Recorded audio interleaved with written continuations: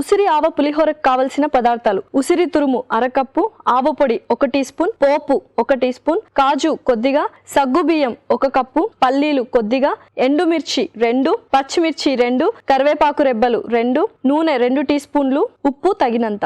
ఉసిరి ఆవ పులిహోర తయారు చేసుకునే విధానం: ముందుగా పాన్ లో నూనె వేసి పల్లీలు, జీడిపప్పు వేసి దోరగా వేయించుకొని పోపు దినుసులు, ఎండుమిర్చి, ఇంగువ, కరివేపాకు, పచ్చిమిర్చి వేసి కొద్దిగా వేపుకోవాలి. పసుపు, ఉసిరి తురుము, తగినంత ఉప్పు, బాగా కలిపి నానబెట్టుకున్న సగ్గుబియ్యం, ఆవ పొడి వేసి బాగా కలిపి సర్వింగ్ బౌల్లోకి తీసుకొని సర్వ్ చేసుకుంటే టేస్టీ ఉసిరి ఆవ పులిహోర రెడీ.